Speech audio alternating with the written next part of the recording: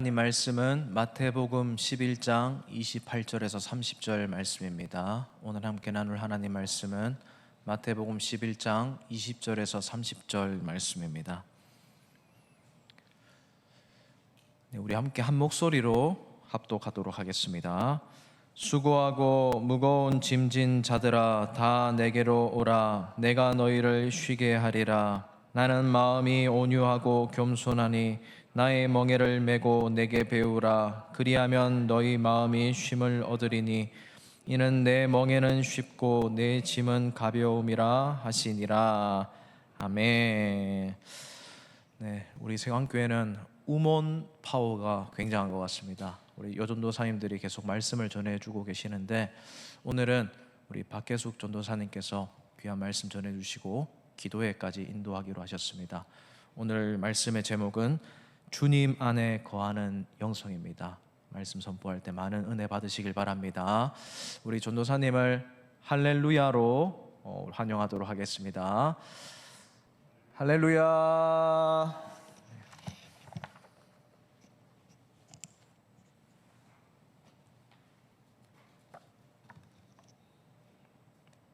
이 밤에 주님이 우리와 함께 하시는 줄 믿습니다.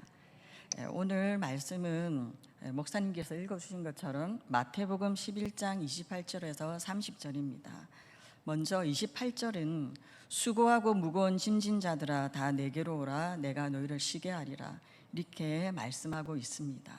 본문에서 예수님은 짐과 쉼을 대조해서 말씀하고 계십니다. 수고하고 무거운 짐은 온 인류의 문제라고 할 수 있습니다. 오늘날 현대인들이 삶에서 가장 기대하고 소망하는 것이 있다면 바로 쉼과 휴식일 것입니다. 아무런 스트레스도 받지 않는 좋은 곳에서 푹 쉬면서 여유롭게 맛있는 것을 먹고 아무에게도 방해받지 않으며 혼자 있거나 또는 좋은 사람과 함께하기를 누구나 원하고 있습니다. 사람들은 쉼을 얻고 싶어 합니다. 휴식을 갖고 싶어 합니다. 안식을 누리고 싶어 합니다. 하지만 사람들에게는 쉼이 없고 평안이 없으며 안식이 없습니다. 취업, 결혼, 출산, 자녀 학자금, 결혼자금, 노후자금을 마련하기 위해 수고하며 이 세상을 살아가기 위해서 여러 가지 형태의 무거운 짐을 쥐고 있기 때문입니다. 세월이 지나면 인생이 좀 가벼워지겠지, 인생의 짐이 좀 가벼워지겠지 하는 기대를 해보지만 그 짐은 여전히 가벼워지지 않습니다. 공휴일이나 일이 없는 날에 쉬려고 해도 쉴 수가 없고 쉬어도 쉬었다는 생각이 들지 않습니다. 휴가를 갔다 와도 피곤이 가시지 않고 아무리 쉬어도 피곤이 가시지 않습니다.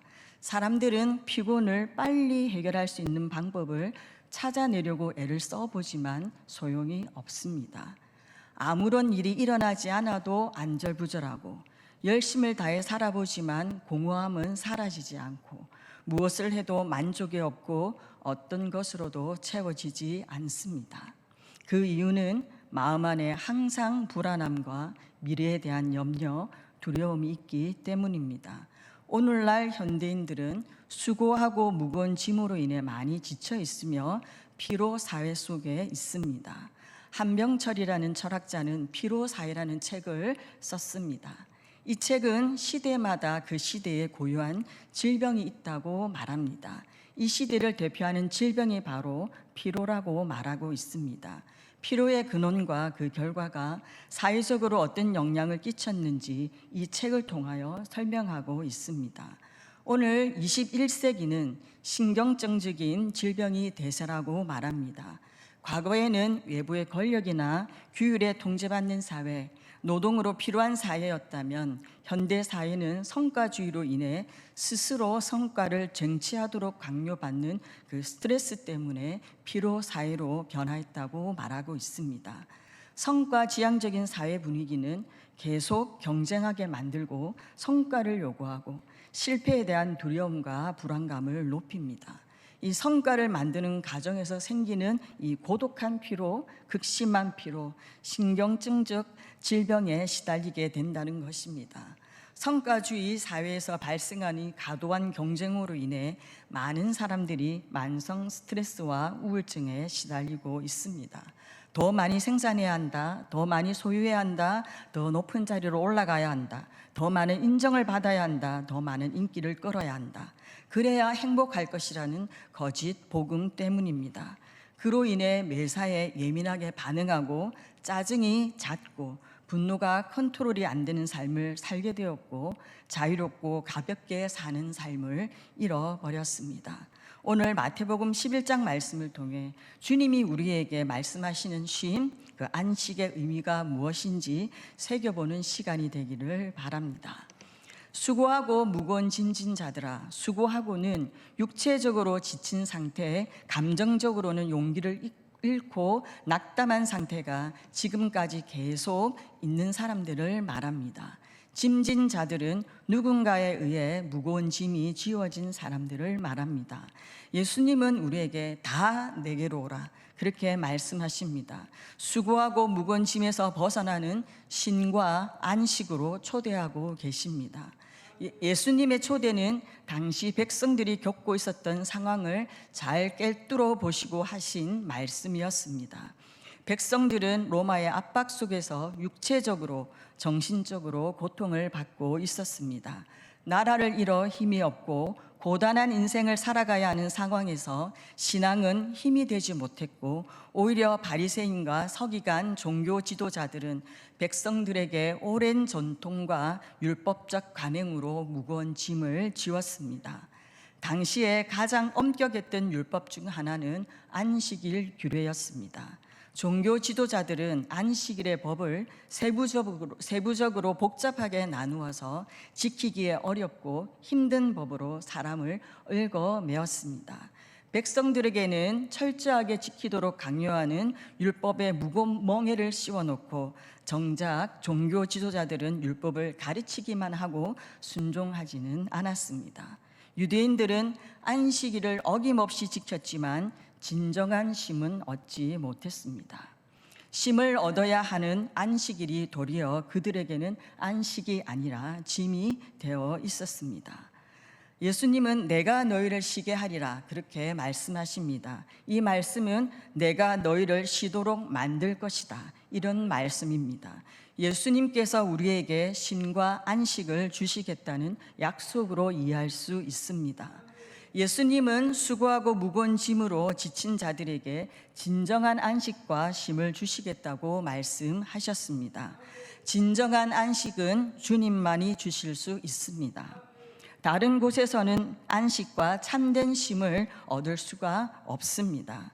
물론 세상에서도 쉼과 안식은 있습니다. 그런데 그것은 일시적인 쉼이고 한순간의 안식일 뿐입니다. 사람들은 진정한 안식이 없는 세상 속에서 안식을 얻기 위해 헛된 노력을 하고 있습니다. 그렇다면 우리는 어떻게 진정한 안식을 누릴 수 있습니까? 마태복음 11장 29절에 잘 나와 있습니다. 나는 마음이 온유하고 겸손하니 나의 멍에를 메고 배우라. 그리하면 너희 마음이 쉼을 얻으리니. 여기서 중요한 것은 마음이 쉼을 얻으려면 나의 멍에를 메고 내게 배우라는 것입니다. 팔레스타인에서는 소가 밭을 가거나 짐을 운반할 때 겨리로 끌게 합니다. 겨리라고 하는 것은 멍에가 쌍으로 되어 있어 두 마리의 소가 같이 한 멍에를 메고 끄는 것을 말합니다. 송아지를 훈련할 때는 큰 멍에와 작은 멍에를 연결하여 사용했는데 큰 멍에는 어미소에게 작은 멍에는 어린 송아지에게 매게 했습니다. 이때 멍에의 모든 무게는 어미소에게 실려지게 되어 있어서 어린 송아지의 멍에는 상대적으로 가벼워지게 되어 있었습니다. 어린 송아지는 멍에를 메고 어미소를 따라가면서 밭을 가는 일을 배우고 짐을 지는 법을 배우게 됩니다. 일이 아직 서툰 어린 송아지가 멍에를 메고 일에 능숙한 어미소에게 배울 때 어린 송아지는 쉼을 얻게 되는 것입니다. 자기 마음대로 뛰어다니며 자란 어린 송아지가 멍에를 메고 있는 것은 참으로 갑갑하고 익숙하지 않은 일입니다. 그래서 처음 멍에를 맨 어린 송아지는 어미소가 가는 대로 따라가지 않고 자기 마음대로 가려다가 멍에에 걸려 부딪히기도 합니다. 만약 어린 송아지가 멍에를 매기 싫다고 벗어버리려고 발버둥을 친다면 그 순간부터 힘이 들게 됩니다. 왜냐하면 무거운 짐을 어린 송아지 혼자서 다 감당해야 하기 때문입니다. 예수님은 당신의 멍에를 메고 사셨고 우리에게 그 멍에를 메는 법을 배우라고 말씀하십니다.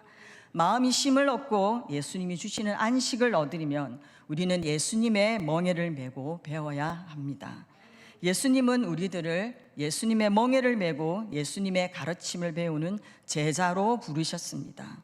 우리는 하나님의 자녀로뿐만 아니라 그리스도의 제자로서 부르심을 받았다는 것을 기억해야 합니다. 하나님의 자녀가 되었다는 것은 하나님으로부터 약속받은 축복을 누릴 특권이 있다는 것을 의미하고, 제자가 된다는 것은 하나님이 약속하신 축복을 받기에 합당한 그릇으로 다듬어져야 한다는 것을 말합니다.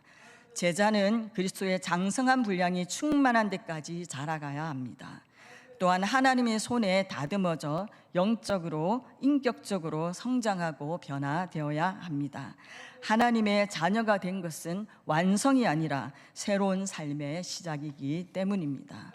요한복음 8장 31절에서 32절은 이렇게 말씀하고 있습니다. 너희가 내 말에 거하면 참으로 내 제자가 되고 진리를 알지니 진리가 너희를 자유롭게 하리라. 주님의 말씀 안에 거하는 법을 배운 참된 제자가 되어야만 비로소 진리를 알게 되고 그 진리 안에서 자유롭게 된다는 말씀입니다. 참된 제자는 주님의 말씀 안에 거하는 법을 배워야 합니다. 말씀 안에 거한다는 것은 예수님 안에 머무르며 예수님의 가르침을 따르고 그 가르침대로 살아가는 것을 의미합니다. 요한복음 8장 31절에 너희가 내 말에 거하면, 거하라 이 말은 헬라어로 메이나테라고 합니다. 어디 안에 머물러 있으라는 뜻입니다. 들락날락하지 않고 어느 한 곳에 머물러 있는 것, 지속적으로 머물러 있을 것을 요구하는 명령입니다. 요한복음 15장에는 거하라는 말이 많이 나옵니다. 요한복음 15장 4절 내 안에 거하라 나도 너희 안에 거하리라. 요한복음 15장 5절 그가 내 안에 내가 그 안에 거하면 사람이 열매를 많이 맺나니 나를 떠나서는 아무것도 할 수 없음이라. 요한복음 15장 7절 너희가 내 안에 거하고 내 말이 너희 안에 거하면 무엇이든지 구하라 그리하면 이루리라. 요한복음 15장 9절 나의 사랑 안에 거하라. 예수님의 제자들에게 간곡하게 부탁하고 싶은 아주 중요한 메시지의 핵심이 포도나무 비유이며, 여기에서 제자들이 분명히 붙들어야 할 메시지는 바로 주님 안에 거하는 것, 주님 안에 머물러 있는 것입니다. 신앙의 출발점은 주님 안에 거하는 삶, 주님 안에 머무른 삶입니다. 하나님이 우리에게 원하시는 것은 일이 아니라 관계입니다. 하나님이 원하시는 사람은 하나님과 친밀함을 나누는 사람입니다. 친밀함은 삶의 모든 시간에 함께하는 것이며 주님과 서로 마음을 나누는 사이가 되는 것입니다. 신앙은 주님과의 친밀함을 통해서 자라갑니다. 신앙이 자라간다는 말은 주님 안에 거하며 지속적인 영적 교제를 통하여 친밀해진다는 것을 뜻합니다. 주님 안에 거하며 친밀한 관계가 될 때 참된 생명을 얻고 영적인 성장을 경험할 수 있습니다. 주님과 친밀한 교제를 나누는 사람은 성경 말씀을 듣는 태도가 다릅니다. 말씀 묵상하기를 즐거워하고 하나님의 음성을 듣기 위해 말씀 앞에 계속 머무르며 순종의 태도로 듣습니다. 주님과 친밀하고 진실한 관계 안에 있을 때 주님에 대한 믿음과 신뢰가 생겨납니다. 주님과 친밀한 관계가 되지 않으면 그때부터 신앙은 무료해집니다. 주님과의 친밀함을 놓치는 순간 그때부터 신앙은 종교적인 의식과 의무감만 남게 됩니다. 주님과의 친밀한 교제가 없는 삶, 주님과 마음을 나누지 않는 삶은 신앙생활이 아니라 종교생활입니다. 종교생활이란 모든 의식과 모든 활동에 참여하지만 주님과 친밀한 교제가 없는 것을 말합니다. 친밀함이 없는 관계는 자기의 필요만을 요구하는 관계이며 친밀함이 없는 기도는 자기의 목적을 이루기 위한 수단이 될 뿐입니다. 친밀함이 없으면 생명력이 없고 생명력이 없으면 능력이 없습니다. 영적으로 메마른 상태가 되는 것입니다. 신앙생활을 하면 할수록 우리의 목표는 주님 안에 거하며 주님과 더 깊이 친밀함을 나누는 것이 되어야 합니다. 일상에서 주님과의 친밀한 교제는 기도의 자리에서 주님과 1대1로 만나는 것입니다. 기도의 자리에서 하나님께 자기의 생각과 마음을 정직하고 솔직하게 이야기하는 것입니다. 하나님, 이 말씀이 오늘 저에게 일어난 일과 어떤 연관이 있습니까? 하나님, 이 말씀이 제 마음속에 계속 생각이 나는데 이유가 있습니까? 하나님, 왜 갑자기 저에게 이런 감정이 찾아옵니까? 제가 왜 이렇게 불안하죠? 제가 왜 이렇게 분노가 생깁니까? 이렇게 주님과 대화하는 것입니다. 하나님과 살아있는 교제, 인격적인 교제가 일어나는 것입니다. 하나님께서 다윗을 향해 내 마음에 합한 사람이다 이렇게 말씀하셨습니다. 이 말은 너는 나를 위해서 정말 위대한 일을 해서 내 마음에 맞다는 표현이 아니라 너하고 나하고는 마음이 같다. 너는 사랑받는 자라는 관계적인 의미입니다. 하나님께서 우리에게 말씀하시는 것은 너희들이 나를 위해서 온 힘과 열정을 다해 일을 할 때다 이렇게 말씀하시지 않습니다. 너희는 나를 떠나서는 아무것도 할 수 없다. 내 안에 머물러 있지 않으면서 너희들이 하는 일은 전부 nothing이다 이렇게 말씀하십니다. 모든 일을 자기 열심으로 서두르게 되면 결국 주님 안에 거하지 못하고 일이 어그러지는 경우가 많습니다. 신앙생활은 자기 의욕으로 하는 것이 아니라 우리 안에 살아계신 주님이 일하시도록 하는 것입니다. 우리가 예수님 안에 거할 때 하나님이 우리를 통하여 일하십니다. 우리가 예수님을 위해서 무언가를 하려고 노력하는 것이 아니라 예수님 안에 거하면 예수님이 우리를 통하여 일하시는 것입니다. 우리는 하나님께서 일하시는 통로가 되는 것입니다. 그리스도인의 삶의 본질은 우리가 예수님을 위해서 사는 것이 아니라 우리가 예수님 안에 머무를 때 우리 안에 살아계신 예수님이 우리를 통해서 나타나시는 것입니다.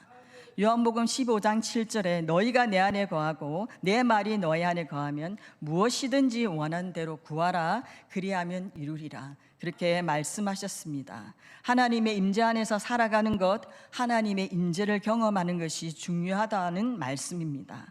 하나님의 임재를 맛보아 아는 사람들, 하나님의 임재를 경험한 사람들은 하나님을 더 사모하며 하나님을 갈망하게 되어 있습니다. 우리는 아주 작은 일에서도 하나님의 임재를 경험할 수 있습니다. 성경을 읽을 때, 일상생활 속에서 예배 드리면서 기도 시간을 통해서 하나님의 임재에 머무른 시간을 가지게 될 때 하나님의 부요함과 풍성함을 맛보게 되는 것입니다. 우리가 해야 하는 일은 주님 안에 머물며 하나님의 임재를 경험하는 것, 주님 안에 거하며 하나님의 임재 안에서 살아가는 것입니다. 내 말이 너희 안에 거하면, 하나님의 말씀이 우리 안에 거하면 곧 예수님 안에 거한다는 말씀입니다. 우리의 영혼은 오직 하나님으로만 채워지며 하나님의 말씀으로만 채워질 수 있습니다. 예수님의 말씀이 우리 안에 거하기 위해서는 묵상을 통해 말씀을 채우는 작업이 필요합니다. 하나님의 말씀이 우리의 영혼에 뿌리 내리도록 하려면 깨달은 말씀을 붙들고 기도하는 시간이 반드시 필요합니다. 지혜로운 사람은 말씀을 묵상하고 묵상한 그 말씀을 붙들고 기도의 자리로 나가는 사람입니다. 말씀과 기도는 동전의 양면과 같습니다. 말씀에 은혜 받고 좋은 느낌으로 돌아가는 것이 아니라 은혜 받은 말씀을 끌어안고 기도의 자리로 나아가야 합니다. 말씀을 듣고 기도할 때 하나님의 지혜가 우리에게 들어오게 되는 것입니다. 신앙의 본질은 말씀과 기도입니다. 다른 것은 다 놓쳐도 말씀과 기도는 결코 놓쳐서는 안 됩니다. 하나님의 말씀, 약속의 말씀을 붙들고 기도할 때 하나님께서 일하시기 시작합니다. 하나님은 우리가 기도하기를 원하시고 하나님은 우리의 기도를 통해서 일하십니다. 세상을 살아가는 동안 우리에게는 쉼 없이 염려가 찾아옵니다. 많은 염려가 끊이지 않습니다. 밀려오는 문제가 하나둘이 아니기에 사는 것이 전쟁입니다. 이 험한 세상에서 우리가 할 수 있는 일은 아무것도 없습니다. 우리의 이 연약함을 하나님께서, 주님께서 너무나도 잘 알고 계십니다. 그래서 주님은 우리에게 어떻게 말씀하시는가? 히브리서 4장 16절입니다. 우리는 긍휼하심을 받고 때를 따라 돕는 은혜를 얻기 위하여 은혜의 보좌 앞에 담대히 나아갈 것이니라. 때를 따라 돕는 은혜란 언제나 필요할 때마다 적절하게 도우시는 하나님의 은혜를 말합니다. 하나님은 우리의 연약함을 아시고 때를 따라 도우시는 은혜를 우리에게 베풀기를 원하십니다. 우리는 때를 따라 돕는 은혜를 얻기 위하여 믿음을 가지고 은혜의 보좌 앞에 담대히 나아가야 합니다. 어떤 상황, 어떤 환경 가운데 있든지 때를 따라 도우시는 하나님의 은혜를 얻는다면 염려할 것이 없습니다. 은혜의 보좌 앞에 나가서 기도할 때 염려에서 벗어날 수 있고, 기도하면 하나님이 우리의 염려를 맡아 주십니다. 만약 우리가 기도하고 있으면서도 계속 염려하고 있다면 그 이유는 우리의 염려를 구체적으로 맡기지 않았기 때문이고 하나님을 신뢰하지 않기 때문입니다. 우리의 입술에서 힘들다는 말이 자주 나오거나 불평이 계속 나온다면 우리는 은혜의 보좌 앞으로 달려나가야 합니다. 어떤 일이라도 자기 힘으로 문제를 해결하고 하면 힘들어지고 불평이 나오기 마련입니다. 그 이유는 일이 힘들기 때문이 아니라 하나님으로부터 흘러나오는 풍성한 은혜를 누리지 못했기 때문입니다. 사역하는 시간보다, 섬기는 시간보다 하나님의 풍성한 은혜를 공급받는 시간의 양이 더 많아야 하는 것입니다. 인생의 모든 염려를 해결하는 유일한 방법은 염려, 걱정이 있을 때마다 때를 따라 돕는 은혜를 주시는 하나님의 보좌, 은혜의 보좌 앞에 담대히 나아가는 것입니다. 이 세상에 파도 없는 바다는 없습니다. 어느 바다든 매일 파도가 칩니다. 배가 자초되는 이유는 파도가 커서가 아니라 배가 작아서입니다. 넘어지지 않으려면 배의 크기를 키워야 하는 것입니다. 배의 크기를 키우려면 말씀 안에 거하며 기도해야 합니다. 저는 늘 기도하는 제목이 있습니다. 저의 주변에 제 힘으로 할 수 없는 많은 일들에 대해서 기도합니다. 날마다 저는 기도로 하나님께 맡깁니다. 염려되고 걱정되는 모든 것을 맡깁니다. 날마다 기도하지만 제가 기도한 대로 다 이루어지는 것은 아니었습니다. 하지만 기도하고 맡겼기에 하나님께서 나에게 가장 선한 길로 인도하고 계신다는 것을 확신합니다. 기도하고 맡겼기에 하나님께서 모든 것을 합력하여 선을 이룰 것이라는 소망으로 오늘을 인내합니다. 우리가 예수님 안에 거하고 말씀이 우리 안에 거하면 무엇이든지 원하는 대로 구하라고 하셨습니다. 우리가 예수님 안에 거하고 말씀이 우리 안에 거하면 우리 삶에 주님의 능력이 흘러나와서 주님의 뜻이 우리를 통하여 이루어지게 되는 것입니다. 주님은 우리를 제자로 부르셨습니다. 제자는 스승이신 예수님과 함께 거하면서 그분의 마음과 성품을 닮아가는 사람입니다. 예수님의 제자는 예수님의 멍에를 메고 예수님의 가르침을 배우고 배운 그대로 행하는 사람입니다. 예수님의 가르침을 배우는 방법은 예수님의 멍에를 메고 온전히 따르는 것입니다. 예수님의 멍에를 메고 배워야 하는 이유는 예수님의 마음이 온유하고 겸손하기 때문입니다. 29절에 나는 마음이 온유하고 겸손하니 나의 멍에를 메고 배우라, 그렇게 말씀하셨습니다. 겸손과 온유가 예수님의 방법입니다. 겸손은 높아짐과 반대되는 낮아짐, 자신을 일부러 낮추는 겸비한 마음 자세를 가졌다는 것을 말합니다. 교만은 자기 자신, 자아를 섬기는 것이며 겸손은 자기 중심에서 벗어나는 것입니다.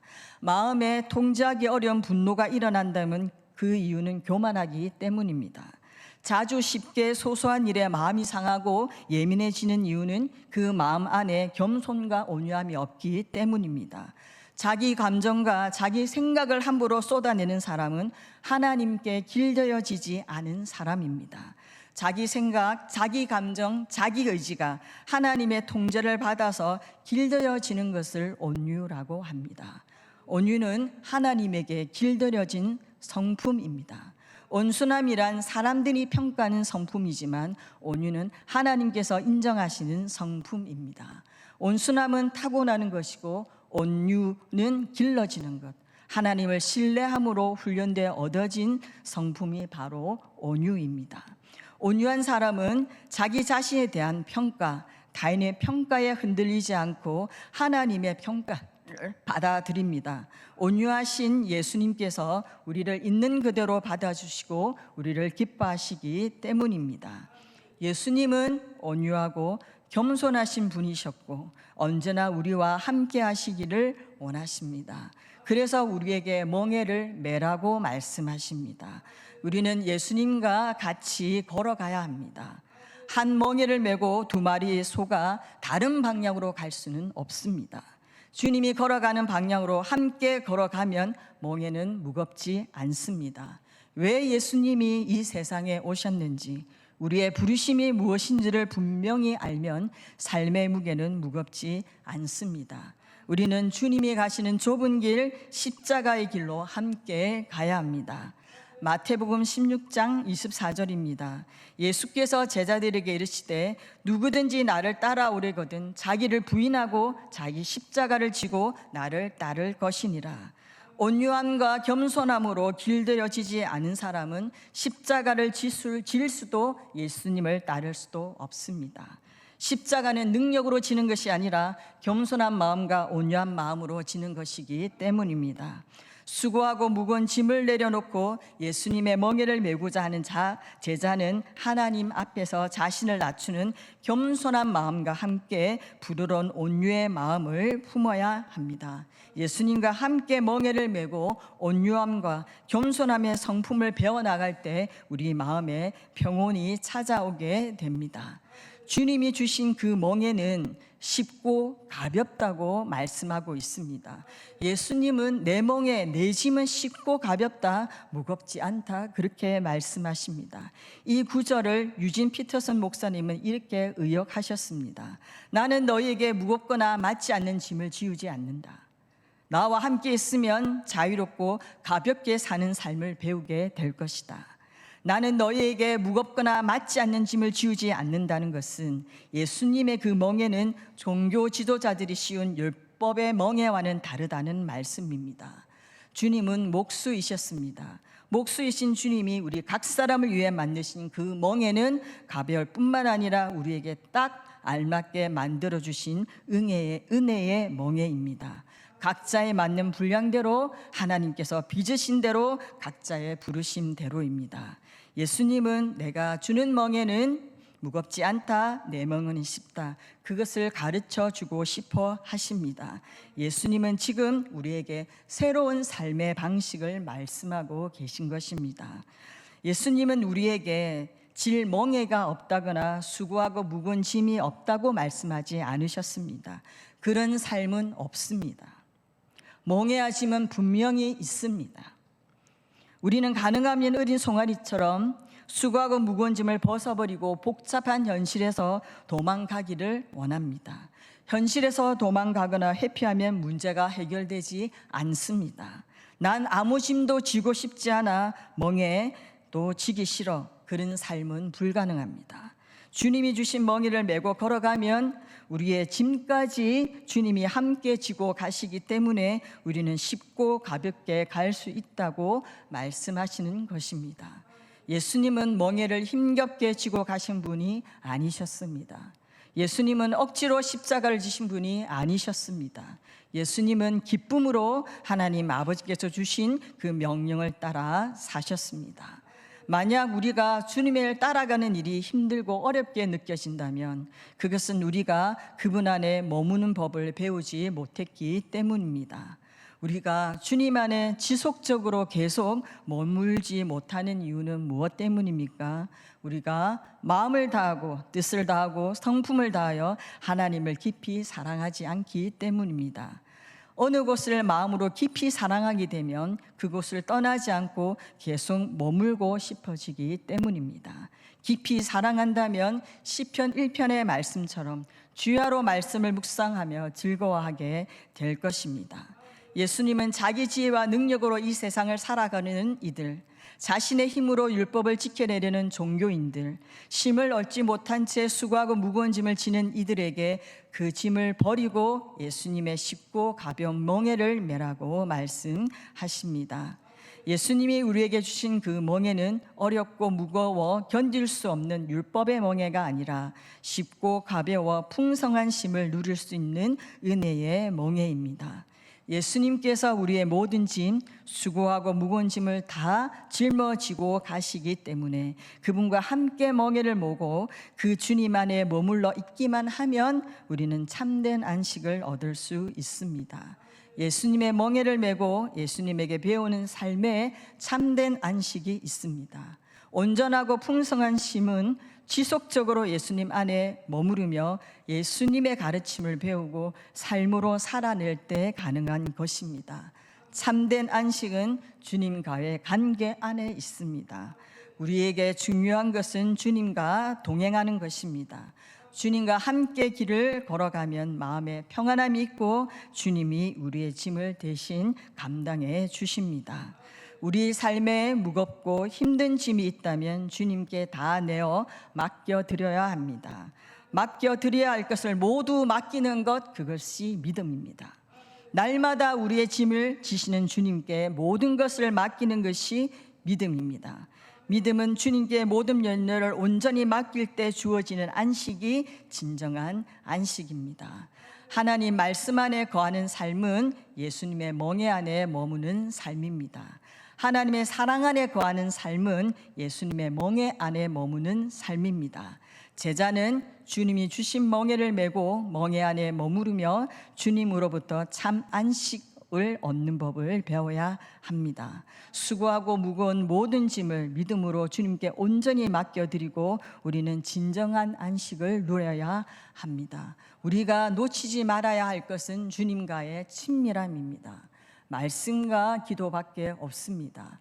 은혜 받은 말씀을 그냥 흘려보내는 것이 아니라 그 말씀을 붙들고 끝까지 은혜 보좌 앞에서 주님 앞에 기도해야 합니다. 우리가 기도할 때 주님께서 우리에게 응답하시고 다시 일어날 힘을 우리에게 부어주실 것입니다. 오늘 그 은혜를 우리에게 부어주실 것을 우리가 기대하고 우리가 찬양 한 곡 하고 기도해야 하도록